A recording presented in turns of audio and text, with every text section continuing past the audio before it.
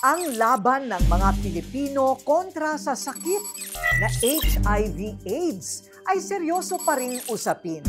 Sa datos ng UNAIDS at WHO, ang Pilipinas ang may pinakamabilis na bilang ng pagdami o pagkalat ng HIV positive sa Asia Pacific.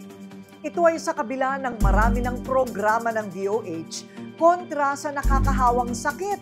Ngayong HIV/AIDS Month, titindig tayo para tapusin na sa wakas ang gerang ito. Alamin ang tamang paggamit ng PrEP at PEP para maging undetectable, untransmittable, at unang-una para hindi tayo makahawa o mahawa. Know your status. Kahit laganap na ang kaalaman tungkol sa HIV, iba ang lumalabas sa datos. Higit 4,000 sa mga bagong kaso ng HIV nakuha ang virus dahil sa pakikipagtalik. Undetectable, untransmittable. Ito ang status na pinapangarap ng lahat ng mga Pinoy laban sa silent epidemic sa bansa, ang HIV/AIDS. Pero paano ito maa-achieve kung patuloy ang hawahan at paglobo ng bilang ng nagpo-positibo sa virus na ito dito sa Pilipinas? Sa bagong datos ng UNAIDS sa pagtatapos ng 2025, 40.8 million ang tinatayang may kaso ng HIV o Human Immunodeficiency Virus sa buong mundo. Nasa 1.3 million ang bagong nahawa. At ang Pilipinas ang patuloy na nangunguna sa listahan sa Asia Pacific na may mabilis na pagdami ng nahahawa araw-araw. Humigit 200,000 Pinoy na ang may HIV.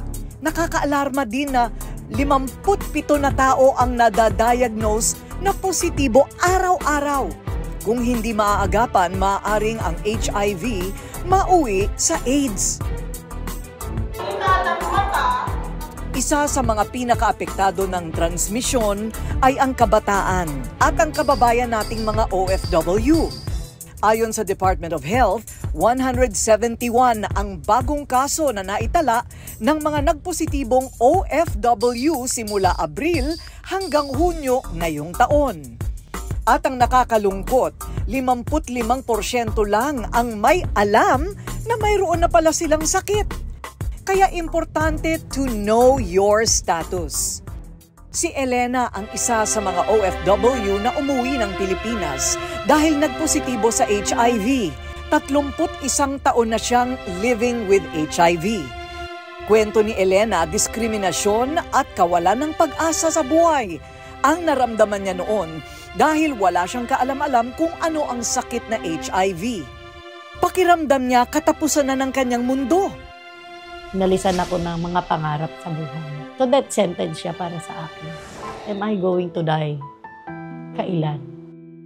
Pinili ni Elena maging OFW dahil inakala niyang ito na ang magbibigay asenso sa kanyang pamilya at para matustusan ng pag-aaral ng kanyang mga anak. Bago pa kasi ng ibang bayan, ang buhay niya dito sa Pilipinas bukod sa hirap, kalbaryo pa sa piling ng asawa. Physically, sexually, emotionally, yun yung mga karanasan. At nakita na mga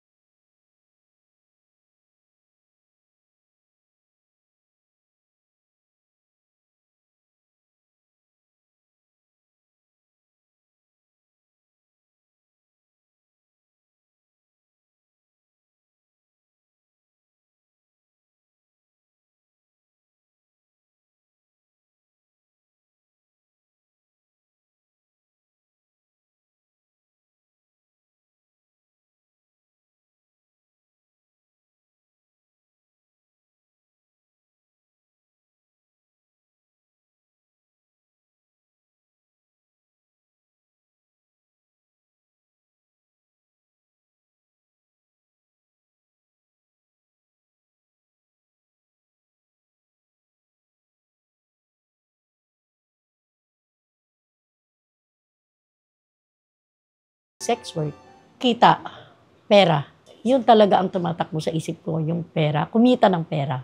Hindi ko naisip yung pagkakaroon ng sakit. Yun yung mas matindi sa akin. Pag nahuli ka, deported ka, baka makulong ka pa. Walang ibang iniisip si Elena noon kundi ang mga anak na dapat makatapos ng pag-aaral. Tumagal ng 6 na buwan ang pakikipaglaro ni Elena sa apoy hanggang nagkaroon siya ng seryosong relasyon. Pero ang kapalit pala ng nahanap na pag-ibig ay habang buhay na sakit. Sa kanyang nobyo, nakuha ni Elena ang HIV. Sigurado ako na hindi ko nakuha ang HIV sa pagsisex work ko.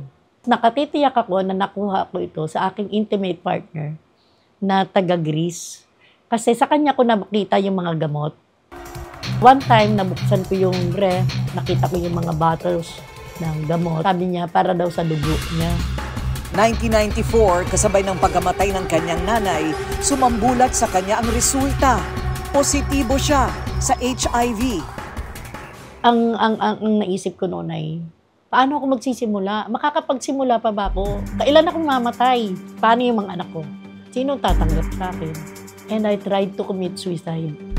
Hanggang magkaroon naman siya ng myoma. Sa araw ng operasyon, doon niya naranasan ang matinding trauma. Pagbukas ng elevator, sinigaw, eto yung may AIDS. Yung mga tao nakatingin. Iba naman ang kwento ni JR. Nagpositibo rin sa HIV sa napakabatang edad. Teenager pa lang kasi si JR nang matutong gumamit ng dating app. Mabilis ang transaksyon. Isang pindot, eyeball agad at meet up. Pero ang isang gabi ng ligaya ang kapalit, buong pusong pagsisisi. When I was 15 years old, dun yung una kong engagement or experience sa sex. Hinanap-hanap ko siya. 16 years old lang siya nang mahumaling sa mabilisan, kaswal at unprotected sex sa mga hindi niya kakilala. Hinahanap ko na masarap pala, ang bilis, hindi mo kailangan magbayad ng pera, na hindi mo kailangan ng ganda o itsura para magkaroon ka ng katalik. So sa isang buwan, halimbawa, nakakailan kang partners? Siguro po 4 na iba't ibang sexual contact. Bakit ayaw ninyong mag-condom? Unang-una po kasi nakakahiyang bumili. Hanggang nagkaroon siya ng oral candidiasis o yung mga singaw sa bibig. Nagkaroon din siya ng herpes zoster.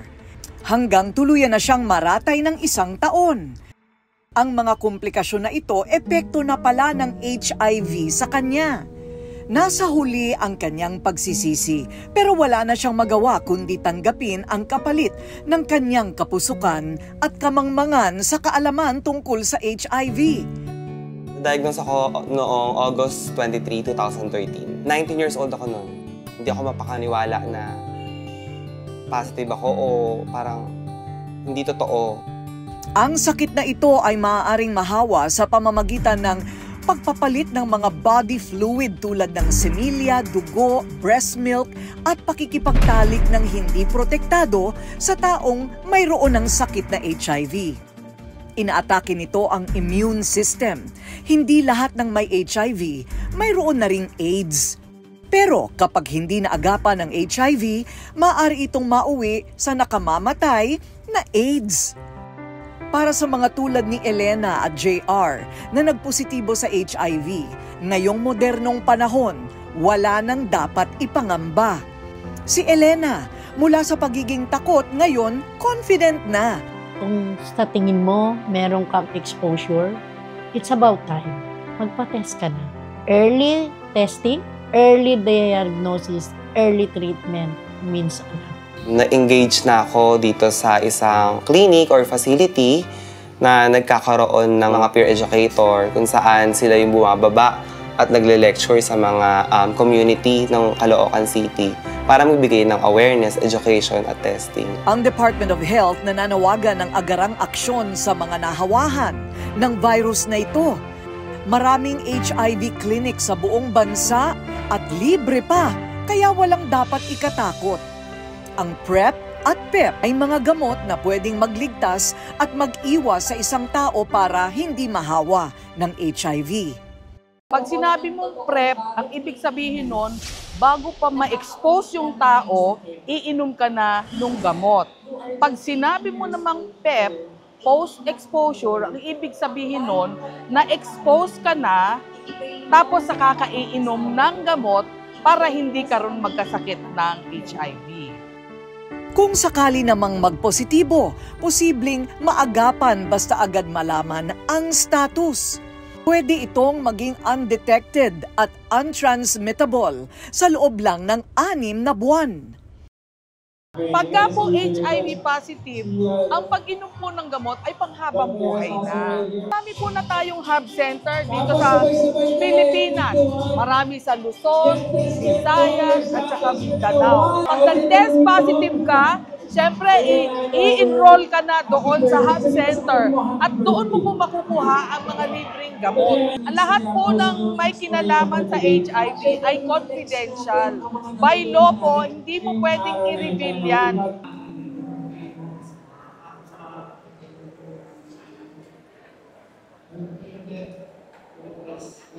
At pinaiigting na nga ngayon ng Department of Health ang kanilang kampanya sa mga universidad sa buong Pilipinas. Iniisa-isa nila ngayon yan para bigyan ng karampatang kaalaman ang mga estudyante tungkol sa HIV/AIDS. So ito naman kaya ang siyang hudyat na ng tuloy-tuloy na kampanya at sasapat na ba ito para wakasan na ang hawahan ng epidemyang ito sa ating bansa? Dito sa Lyceum sa Alabang ang naging kick-off ng giyera ng DOH kontra HIV.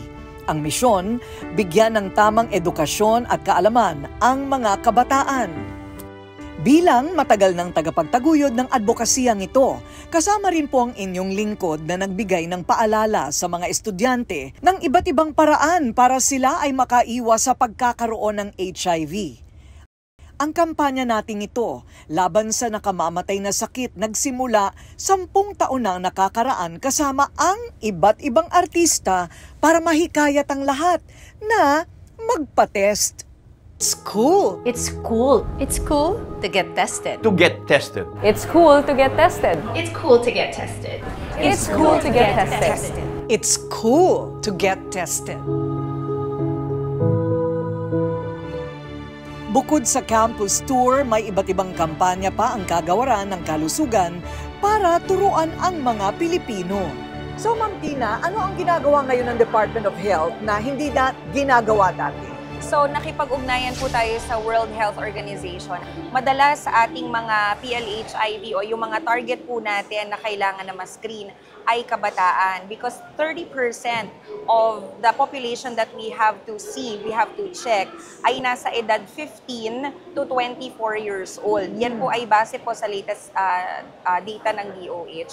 Kaya po ngayon, ang ginagawa po namin, sinusuyod po namin yung mga universidad, mga eskwelahan. Sa bawat movement po ng mga kababayan natin, dapat po may health literacy campaign po ang DOH patungkol sa tamang impormasyon about HIV. May mga institusyon din sa Pilipinas na tumutulong sa mga HIV/AIDS positive, tulad ng Love Yourself na patuloy sa kanilang advokasya na magpakalat ang mga impormasyon tungkol sa HIV. HIV is not a death sentence. Hindi po natatapos ang buhay kung malaman niyo pong positibo kayo sa HIV. If anything, it's just the start of a life worth living. May gamot po ang HIV. It is manageable. You can get undetectable and in turn become untransmittable. So hindi na po tayo makakahawa even if we have HIV. If we get to proper treatment, if we got to access to proper treatment. 2025 na, alisin natin ang stigma. Tanggalin natin ang bansa sa listahan ng lugar na may napakaraming numero ng may HIV. Abutin natin ang pangarap ng bawat isa na balang araw, magiging HIV-free na ang bansang Pilipinas. Ang tanging paraan para ito'y maisakatuparan, get tested and know your status.